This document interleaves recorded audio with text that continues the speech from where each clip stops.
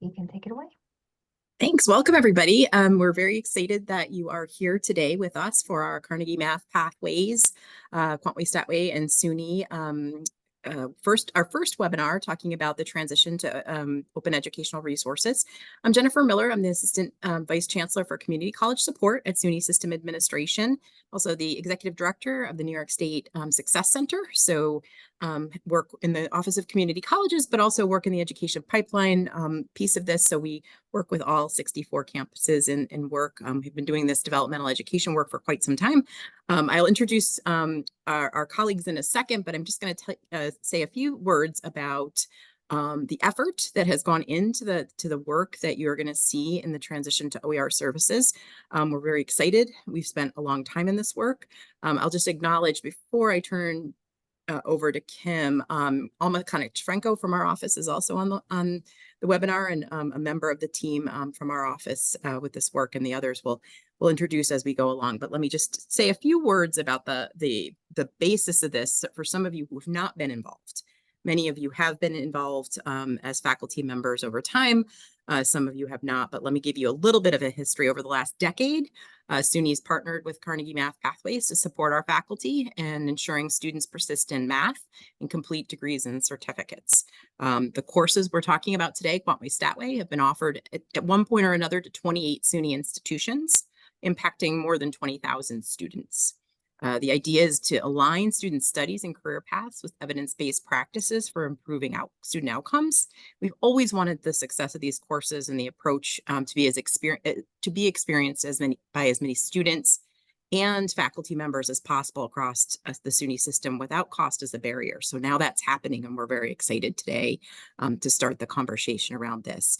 We're proud to partner with SUNY OER Services and CMP to support the transition and to really provide you as faculty with some of the resources. And before we hear from Dan Ray and Louis Housey from the Carnegie Math Pathways, just want to acknowledge Mary Crawford Mohat. So you'll hear from Mary, who's a math faculty member at Onondaga Community College and was one of our founding SUNY math faculty members involved in the development of this work. So it's really exciting that Mary is still involved, still teaching the courses, and can give you the faculty member perspective. So now I would like to turn to Kim Scalzo, who is my colleague at SUNY System, and she'll introduce her colleague before Dan and Louis take away with the overall presentation. So Kim. Thank you, Jen. It's really great to be here with everyone today. I'm from the Provost Office here at SUNY System Administration, and I lead the portfolio for digital innovation and academic services. And that's where the OER services operation is housed at the SUNY System level. And here with me today are my colleagues, Tony DeFranco, who is the Director of OER Service Operations, and Corey Wilhelm, who coordinates all of our community engagement for OER services, as well as all of our library engagements. So I wanted to just be able to say a few words today about the kind of rich history that we have in the OER work. SUNY has been known as a national leader. We were one of the early systems and sets of institutions to be engaged in this work. And since really 2016, 2017, have been working hard at supporting students with and faculty with open educational materials.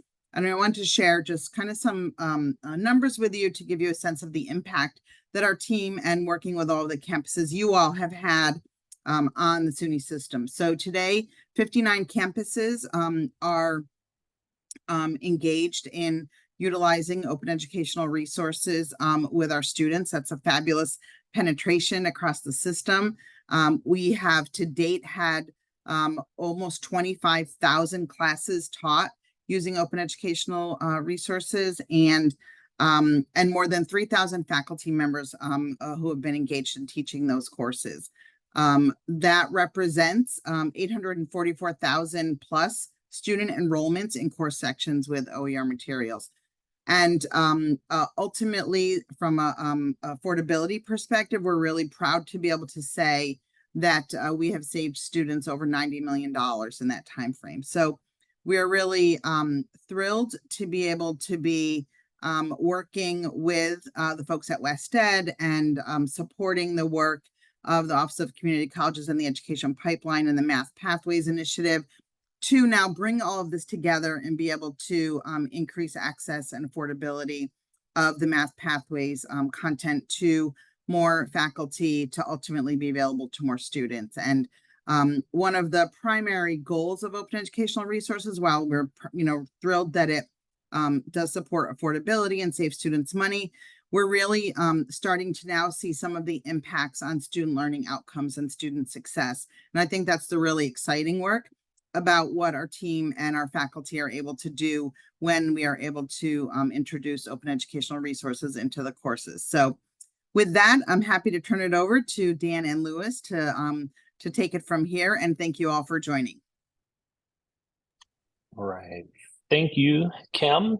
I'm going to kick things off here. It's nice to see so many new faces and some familiar faces and names in the chat. My name is Dan Ray, for those of you who I don't already know or I haven't met before or received communications from. I'm the Director of Operations for the Carnegie Math Pathways. I oversee our sort of broad operations and our professional learning. I've been a part of this work for about 7 years now. You will hear us referring to, and you may see even on these slides, Carnegie Math Pathways and West Ed.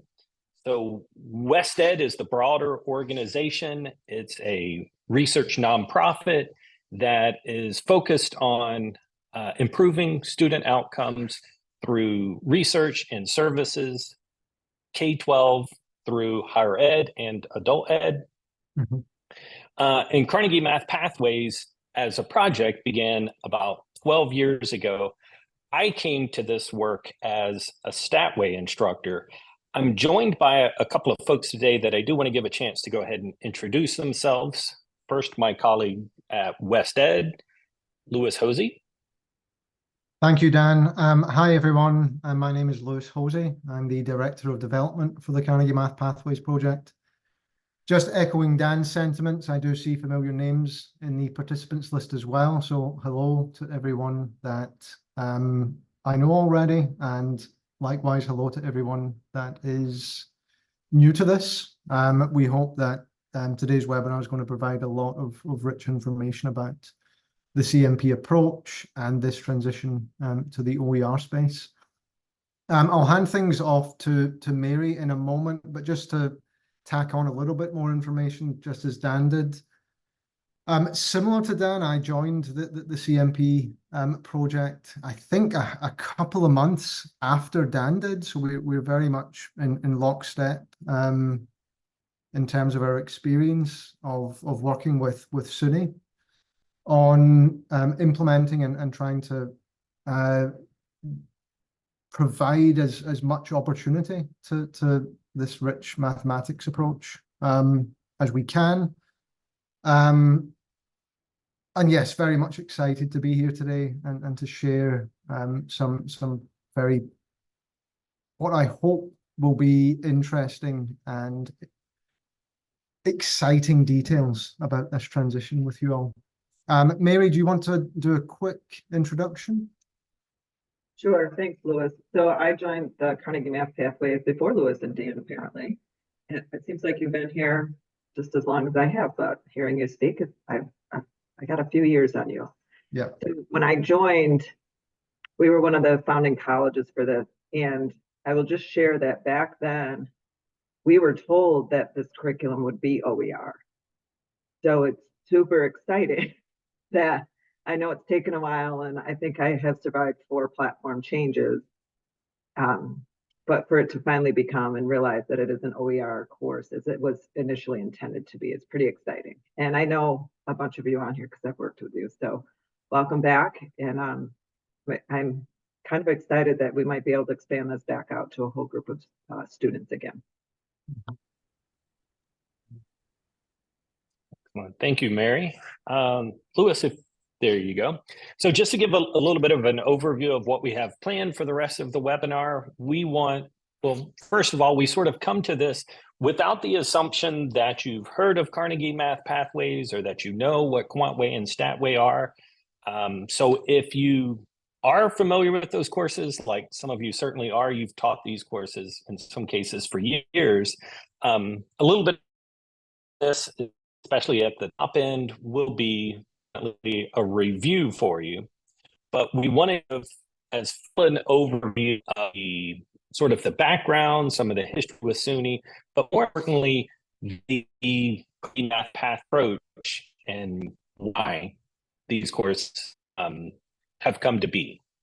And Lewis will then give us a little bit of an overview of the resources that are being made available through OER, some of the options there, and where you can locate everything. And if all goes as planned, we'll still have some time at the end for some Q&A. All right, go ahead, Lewis.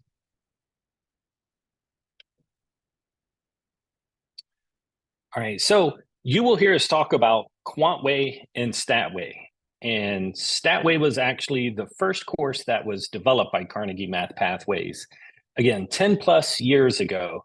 The goal of the work at that time, if we go back to approximately 2010, was to improve student outcomes in the developmental math sequence. So that was our original audience. And at the time, there was a significant number of students who were sort of lingering in what could be 1, 2, even 3 developmental math sequence courses before ever getting to transfer level mathematics. So that was the original impetus for the work, and especially for students who are non-STEM. So both QuantWay and StatWay were created and intended to be to serve those students who are non-STEM with either a quantitative reasoning course or courses and statistical reasoning. So that's where those names, QuantWay and StatWay, come from. You can see on this graphic here, QuantWay Core in particular was originally intended to be a developmental math sequence replacement course. Over the years, we have certainly seen it be used in other contexts. For example, within the state of Wisconsin, several of their technical colleges use it as the terminal math course for several of their technical programs. But the original design and intention was to replace developmental sequences to prepare students for transfer level mathematics. And then you see QuantWay College, which is a college level quantitative reasoning course. By the way, when Lewis gives us a tour of where all these resources live, he'll show you where you can find the learning outcomes and much more detailed information about these courses. But it just made sense that if students were taking this quantitative reasoning approach and preparing themselves for transfer level mathematics, that there would be a transfer level course. So that was developed, and that is QuantWay College. And of course, over the past 5 years or so, we've seen a lot of transition into co-requisites. And we would like to think that our approach to acceleration is a part of that movement, but wanting to give a larger number of students access to a college level quantitative reasoning course, we created QuantWay College with co-requisite supports. So that could be, an additional 1 to 3 credit hours of content, all with the same instructional approach that Mary's going to give us a bit of a preview here in just a moment. And then on the StatWay side of the house, there's actually, I'm going to start with the original StatWay pathway, which is not represented here in this graphic, because StatWay pathway, the original Carnegie Math Pathways course, was intended to be a 2-term sequence, to take all of the learning outcomes from an intro to stats or an elementary stats course and spread them out over 2 terms, and then have all of the developmental supports embedded along the way.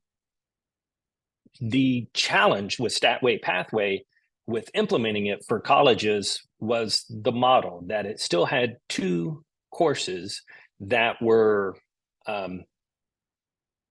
hard to categorized in their current systems.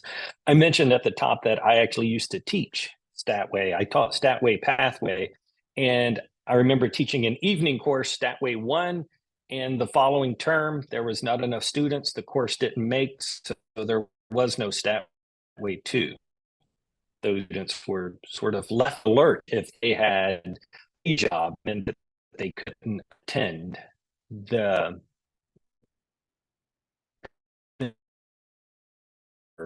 happen.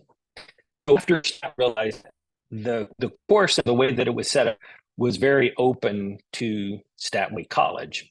So just a college level intro or elementary stats course with the same design and the same instructional approach. And then as well, a version with co-requisite where those materials also have the same design. To turn things over to Mary to talk a little bit about slide.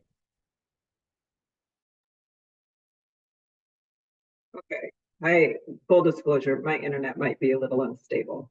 So if I'm skipping, it's probably my end and not yours. So I've been teaching this since actually I started teaching in the development cycle of this. And I will say to you that from the very beginning, the amount of research that went into developing the program was very impressive. I remember sitting in the room with all sorts of names of books of people who I had read their books in education. So there's been a lot devoted into what's going on here. It's all based on a collaborative learning cycle. So learning by doing, and the students are in groups every single time. And the idea is that you develop community in your classroom and you repeat these problem cycles, and it becomes a routine that your students, most of them, grow to embrace. I won't say all of them love this style of learning, but it has been my experience that when they stick with it and they do function within their groups pretty well, they do a very good job. And I have a couple student quotes we'll see at the end, and each of them talks a little bit. One we try to pick that talked about the relevance of the pedagogy and the topics, and then the persistence. So go ahead, Dan, or Lewis, I'm not sure who. So the curriculum has, one of my biggest worries about joining was that it's hard to stay current. And to our delight, and mostly because of a lot of faculty input year after year, the curriculum keeps up with social trends. And it tries to pick things that students are interested in. And I think they surveyed, initially the survey of what college students want to learn about was very centered on California, and you can see that early in the curriculums. And then as the course expanded out and we were redeveloping context, you'll start to see that there's some social justice issues that come in. There is a whole set of lessons devoted to nursing programs. That seems to be a popular program that uses this course. And one of the things that my students will say is this real? I'm like, yeah, it's real, because take a look, there's a citation at the bottom where you can see where this data came from. So they grow accustomed to seeing real world data. That's kind of messy a lot of times, but they seem to embrace the topics and the math concepts you're trying to teach them because you're using real world data.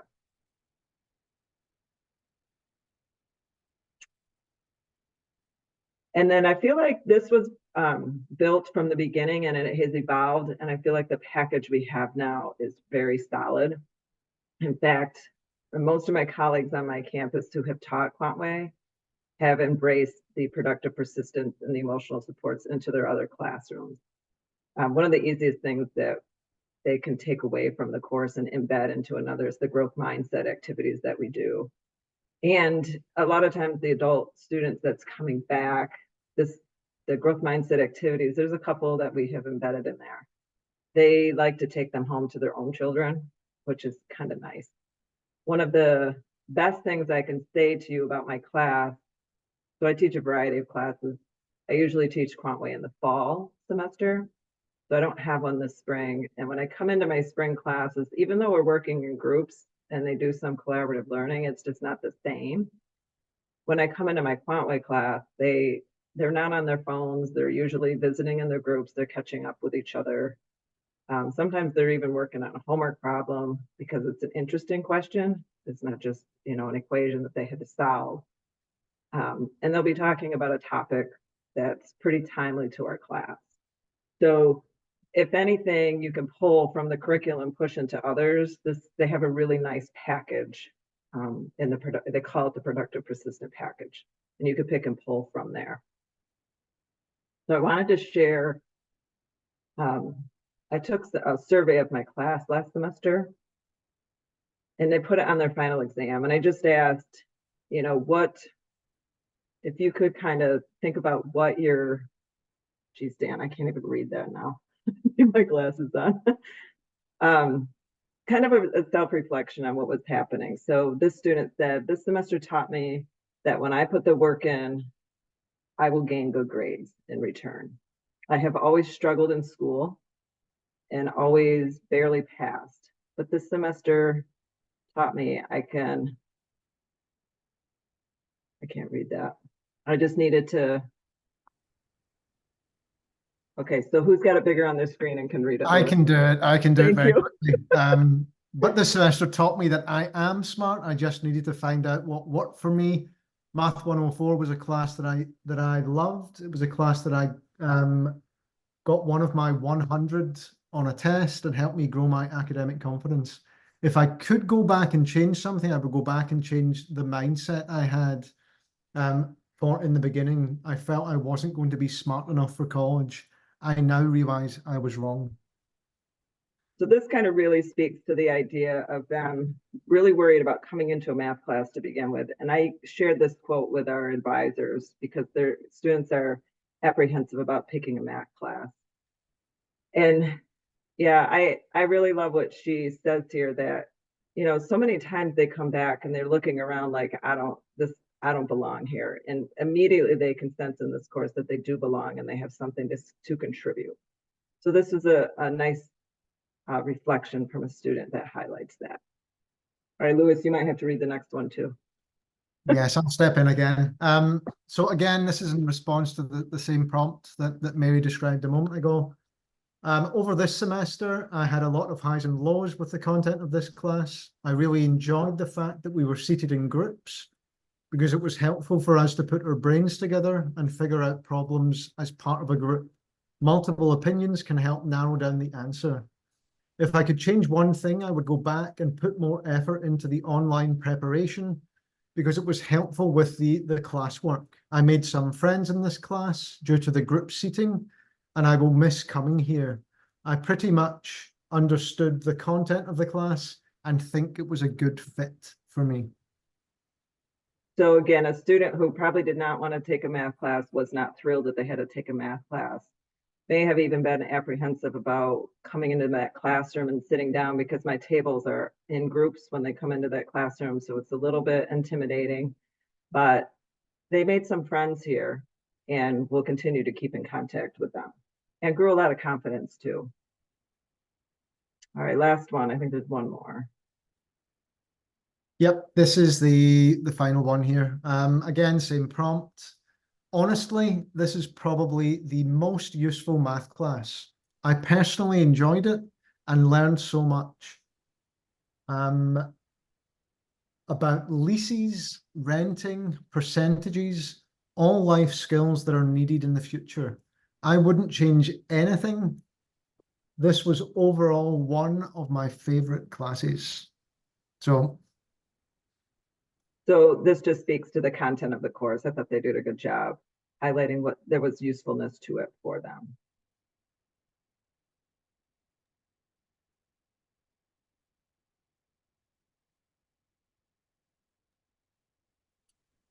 All right, Mary, I'm going to leave my camera off. I think my Wi-Fi is also very sketchy.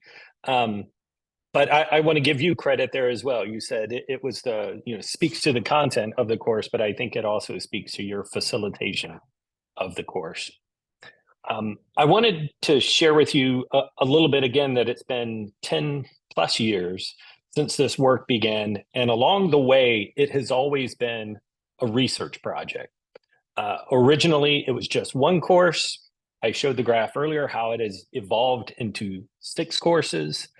And we've always worked with institutions to collect data and even compare students taking these courses to students who were their comparison group. So in a traditional math sequence. Lewis just dropped in the chat there a link to much more detailed reports that we have generated over the past 10 plus years.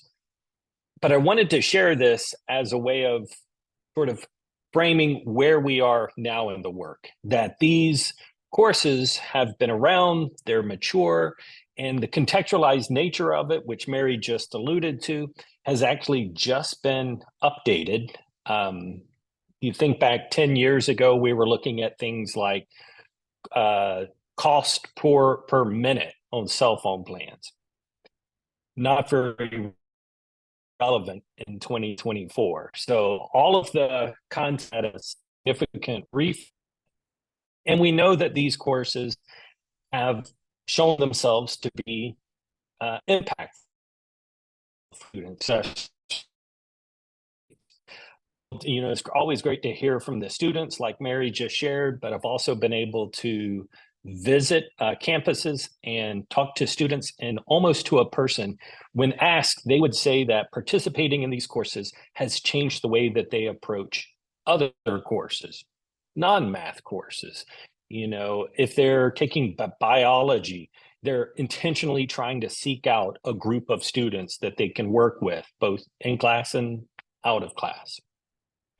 So we have that sort of rich history of data. Lewis, there you go. Which begs the question, why OER and why now? After 10 years, we have realized, of course, that these courses have been successful. They've been successful all along, but we're in a different phase of the work where we really want to be able to bring the courses to more students. When the content of the courses themselves, the social and emotional supports, when those were the topics of research, it made sense to, well, not only did it make sense, we had to engage into research partnerships with the institutions who were teaching the courses. SUNY system included a lot of those institutions. But that's a hindrance to adoption to have to enter into research agreements with any institution that's teaching the courses. We're also wrapping up an RCT, a randomized control trial in the state of Texas, where the content and this approach was being compared to a traditional approach. So we wanted to sort of have control over how the materials and how the supports were being utilized. But entering this phase now, we realize that not only those processes, but also the price point has been a hindrance and is a hindrance. So the transition to OER allows us to turn the product of the research over to the public, put those out in the public domain, and hopefully reduce costs to students and reduce the burden for institutions who are increasingly really looking at the costs that they're passing along to students through course materials and trying to remove as many of those hindrances as we can. With that, I'll turn it over to Lewis to give us some details. Oh, actually, Lewis, I think maybe I was going to speak to this. It's either or. I think it's fine. I can take it on. Yes, so thank you, Dan. Just before I sort of start going into some of the details around the OER license and walk you through some of the processes involved in getting access to the materials, I do want to just take a moment and revisit potentially some aspects of the timeline between now and fall 24.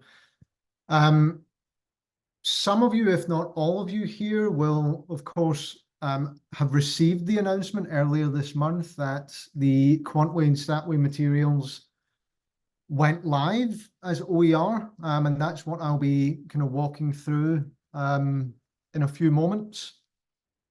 But there's a couple of things that I just want to highlight that are ongoing between now and fall 24. Fall 24 is, of course, the first term proper that we would expect to see the OER materials actually implemented in a Quantware Statway classroom.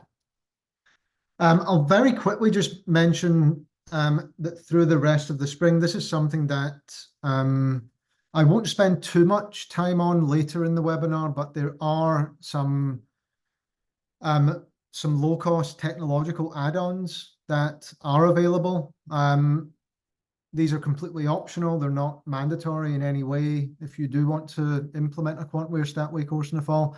But if there is interest, there is ongoing work between folks on my end and institutions if a technological component is desired to be a part of things. And related to that, there'll be sort of other informational webinars kind of spinning up throughout the spring as we get closer to the summer and actually embarking on sort of preparation for fall implementations. Related to this, of course, is a component or a part of this transition that sees the CMP's technological infrastructure take a step back and be replaced by the courseware technological infrastructure. The courseware is, of course, supported by a platform called Revise It. So I can talk more about this offline or outside of this webinar, but I just wanted to throw in a couple of highlights there. As Dan mentioned, we have been thinking about OER for quite some time, and even Mary mentioned that there was some early discussions way back when about OER in the early days. But we'd started to really think about it more seriously, perhaps about 15 months ago. And as a way of helping us think through transitioning the Quantway Statway materials into the OER space, we consulted with Creative Commons. Creative Commons are a non-profit organization that started, I think, 20 odd years ago now, with a formation of what can be thought of as Creative Commons open licenses and a legal framework that helped anything that was the product of some creative endeavor move into the open space with one of the licenses that they produced and curate language for. So that consultation really helped us kind of think through all the pieces involved in making this transition. It led us to, or it helped us think through which open license we wanted to apply to our Quantway and Statway materials. And we landed upon a CC BY NC license. And this is one of the most open licenses. This grants users of the materials quite a large array of modification and adaptation capabilities to those materials. So this could involve, of course, making local copies, adapting the content in any way. So any way could be taking some pieces, some question text, some problem situations from particular lessons and using them in other ways. It could be taking the material and abridging it and building it in some digital platform.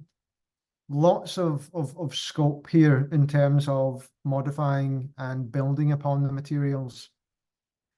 The only key restriction around a CC BY NC license is the prohibition of using it for using any products, derived products for commercial gain. So that's the one stipulation that the license outlines. Throughout the work with Creative Commons, we also spent a long time thinking about the format of the materials that we wanted to make available. Typically, if for those of you that are well versed in the OER world and the open ed materials world, many times materials can be made available in Word format and PDF format and EPUB format, lots of different types of formats. And we wanted to really lean into a format that was familiar and easy for folks to get access to, and also facilitate collaboration, both amongst instructors themselves and potentially, given the collaborative nature of Quantway and Statway students and student groups. And this meant that we went very heavily towards utilizing Google Docs as the way to make available Quantway and Statway course materials.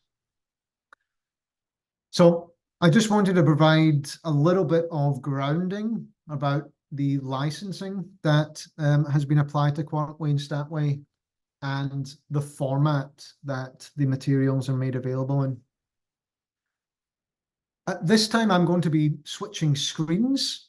I'm going to sort of showcase for everyone here the way in which we can get access to the Quantway, Statway student and instructor materials, and point out a couple of things in the CMP's OER site that may be useful for folks to know about as they imagine what a implementation of an OER Quantway Statway course might look like.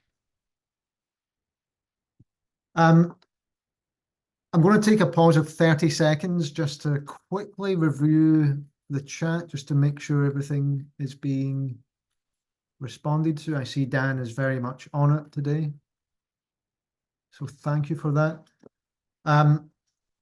Okay.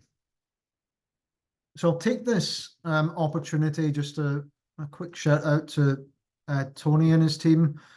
Over recent months, as we approached the March 1st announcement of our transition to OER, we've been working in concert with Tony and his team around how to best utilize his operation and the SUNY OER services place in the SUNY ecosphere. So many folks here will likely have saw the top banner on the SUNY OER services page, announcing the CMP's shift into the OER space and a link to our OER website. So that's a nice little entry point for folks in the SUNY system to encourage some exploration of the OER work and the OER materials available. Obviously, clicking this link will take folks through into the CMP's OER site. So this is the landing page of the OER site. And if I scroll down, I'm going to make my screen a little bit bigger here.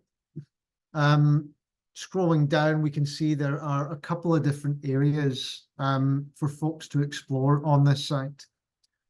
I'm going to be spending most of the time looking at the OER curriculum site, but I do invite you all to explore other areas that pique your interest here. Probably most notably around the student support package that Mary described a bit earlier in the call, and also some options around sort of digital companion and print services that we have available as well. But I'm going to spend most of my time here talking through the OER curriculum site. So as I hover over this tile, I've got a little descriptor of what I can get access to in this part of the site. I'm going to click in here. And I'm taken to what we think of as the OER Course Solutions page. What you'll notice here, of course, is we've got 6 course solutions, each mapping quite nicely to Dan's overview earlier in the webinar. I'll call out here the Statway Pathway course solution as well, which was actually not listed and just spoken over by Dan earlier. But I think most pertinent to the group here will be the 3 Quantway course solutions listed horizontally across the top here. Similar to how we access this page, you can see when I hover over each of these course solutions, I get a brief descriptor of the course solution. And I'm going to go ahead and click into the Quantway core solution. On this page, I've got a couple of different things that give me a little bit more detail about Quantway core. Again, a very brief description about the goal of this course solution at the top. A little bit more detail about what makes up the course in terms of its mathematical sort of focus and topics, number of lessons, and some key supplementary and alternative material that is available in this course as well. And some brief information about some other implementation options, digital options, print options, and PD options that we have available. You may have noticed at the top right of this course is a downloads button. I can click that button and it will move me down the screen to what we think of as the downloads area for this course. You can see here that in one column, I have a link to all of the student materials. Echoing something mentioned by Mary earlier in the webinar, in addition to the student workbooks for the four modules that make up Quantway Core. If I scroll down further, I can see some of the what we think of as supplementary and substitute material that can be used in Quantway. So we've got some pre-algebra material that we call fundamentals that can be used to supplement and provide additional support to students taking Quantway Core. And we've got some alternative social justice lessons that can be used to switch out from standard lessons.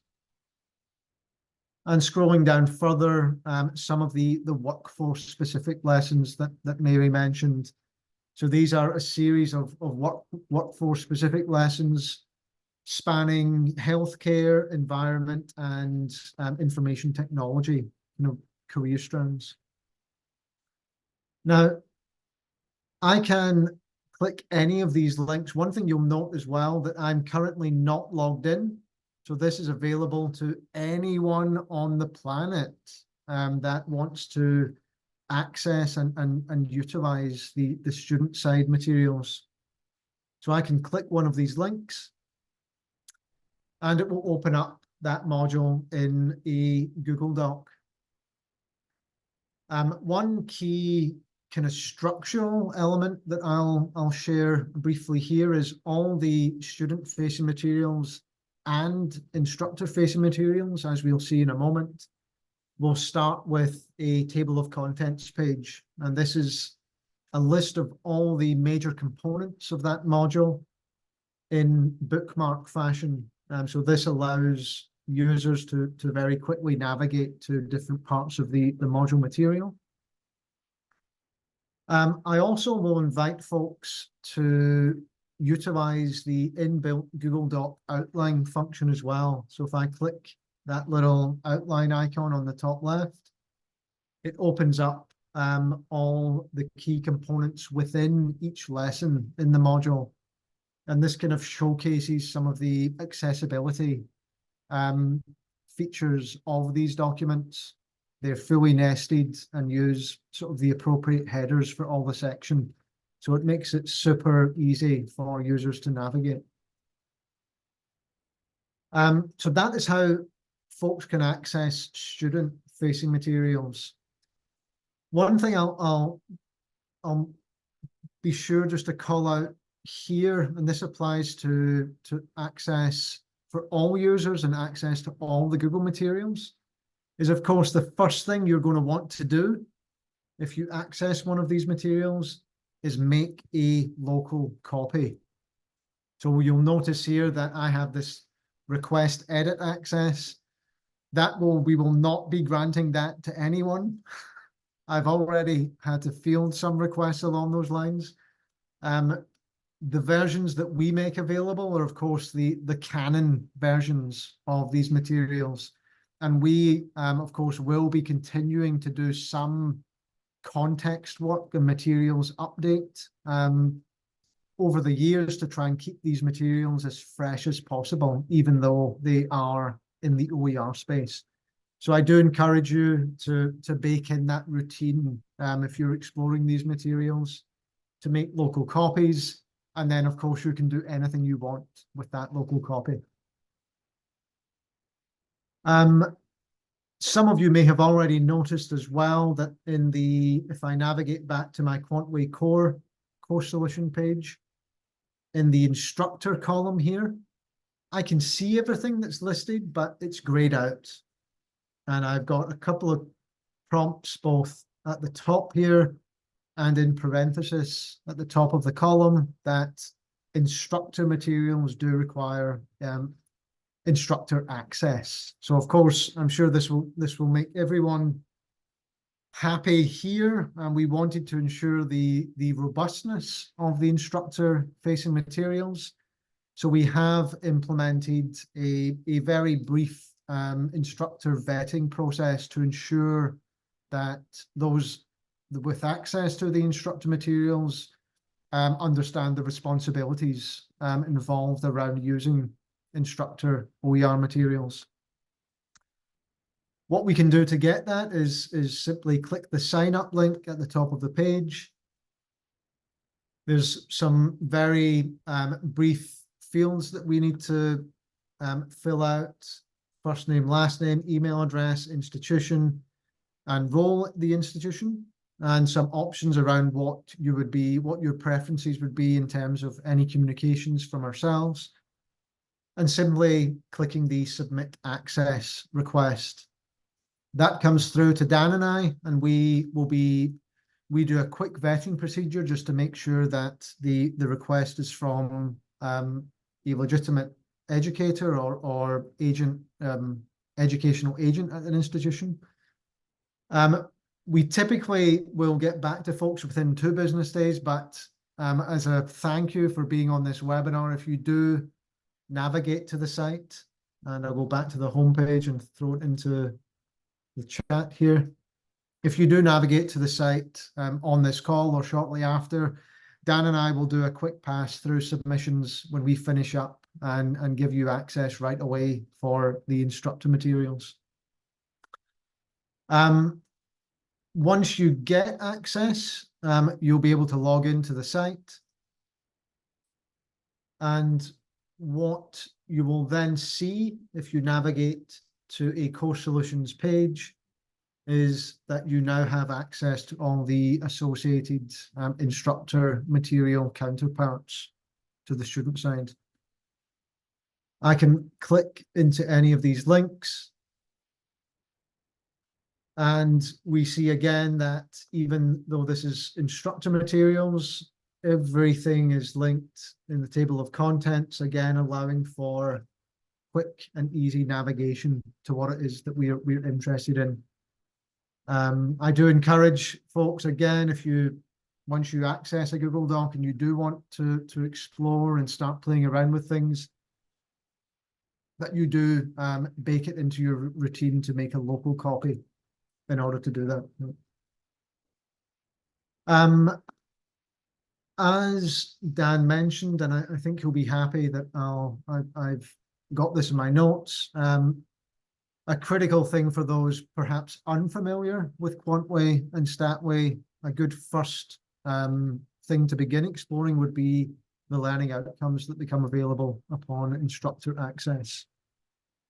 So I can click into the Quantway core learning outcomes.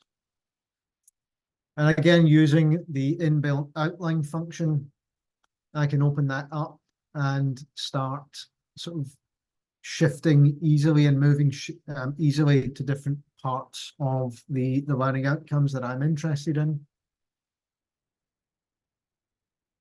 all the way down to the bottom where I can explore the mathematical outcomes within each of Quantway Core's 4 modules.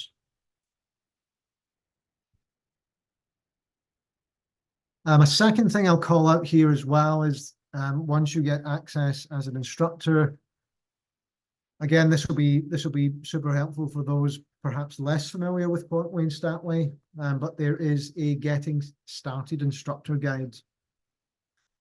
And clicking into this, much like all the other Google Docs that we've explored thus far, starts with a table of contents and really walks through, perhaps now that you've attended this webinar and we've heard things from both Dan and Mary about the CMP's pedagogical approach and the design that's been implemented in Statway or Quantway, we can just go in a little bit deeper into some of those principles and thinking through some other key pieces of information that we want answered if we are thinking about implementing Quantway or Statway in the fall.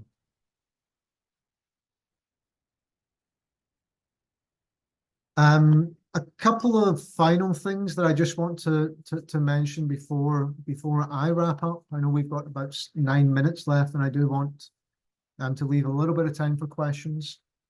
You'll have noted that in the downloads area, there's a couple of links at the top right.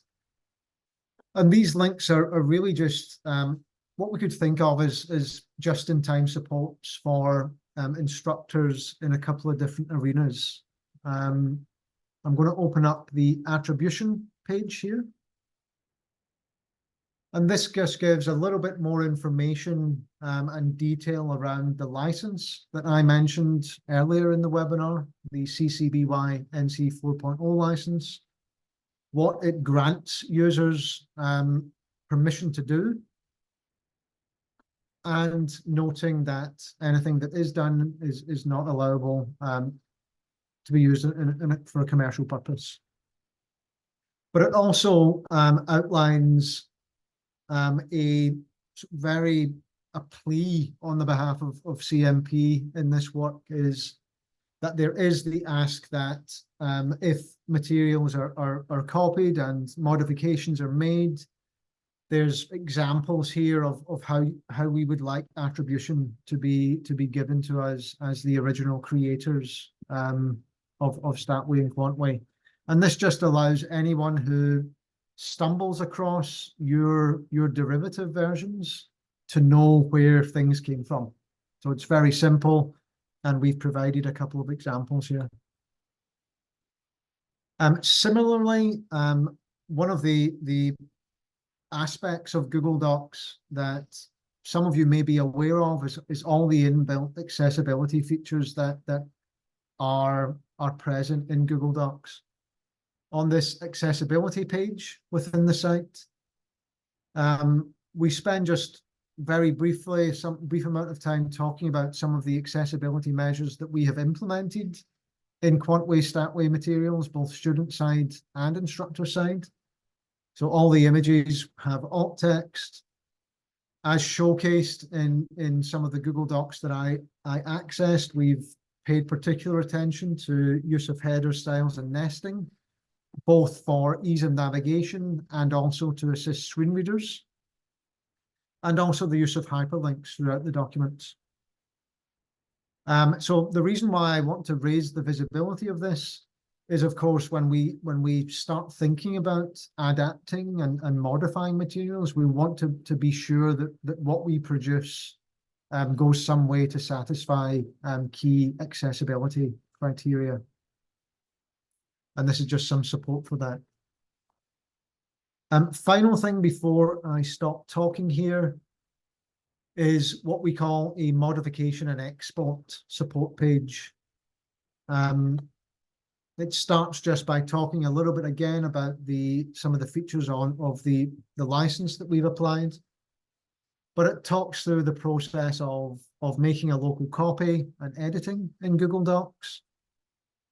Further down around sharing access to that local copy that you make, and ways that you might think about exporting any local copies that you make of Google Docs into Word, into PDF, and just really just gives you in brief step-by-step manner the process of how to do that type of thing.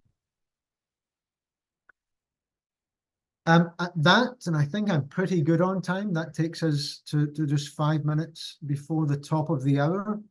I'll take this moment to pause. Dan, Mary, if there's anything you want to add to what I've shared, feel free to weigh in just now. And if there's any questions that haven't been answered in the chat, we've got a minute or two to discuss them just now.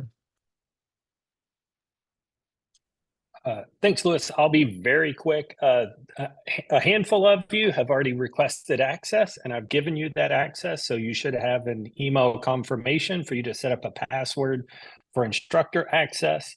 And then the one other thing is, besides all of the curriculum resources, as I think Mary mentioned, the productive persistence resources are also posted under the instructor access. So all of those activities and routines, those sort of things are applicable. So, yep, thank you, Lewis. Far beyond the scope of just the QuantWay and StatWay courses. Actually, Lewis, if you scroll down a little bit here to the table of contents, I think just seeing that will give you a good representation of the scope of all of the resources that may be helpful even outside of these courses.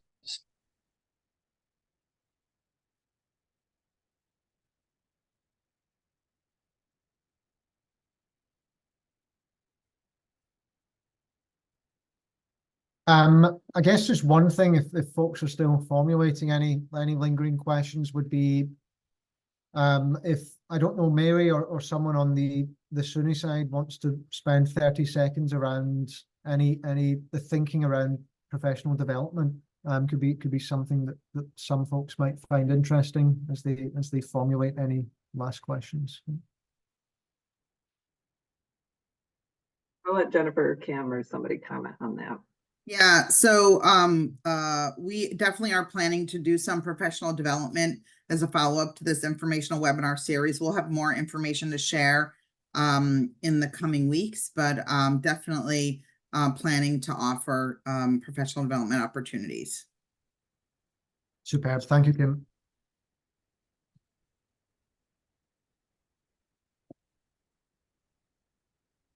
I think that would be fine. I'll defer to my SUNY partners here, but I think we could get the slides in PDF format and share with folks. I think that's fine.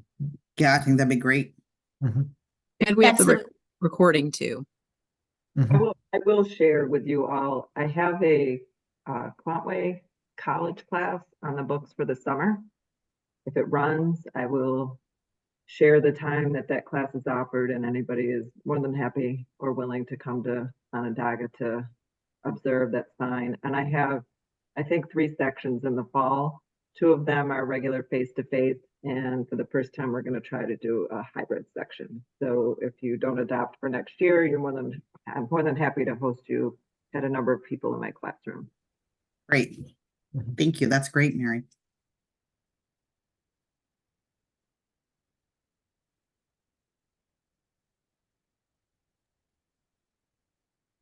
So it looks like we're just about at time. Are there any other questions? Corey or Tony, do you have anything for the good of the group, or Kim, before we thank Lewis and Dan? No, just a reminder, if anybody would like more information, they can always go to our website, oer.suny.edu, or email us at oer@suny.edu. And Mary, if you could put your email in the chat, then folks can maybe reach out to you directly if they want to see your classroom or talk to you a little bit more. But I think we're at time for today. And we will be hosting the same webinar again April 26th if you have colleagues that are interested that weren't able to attend today. Mm-hmm.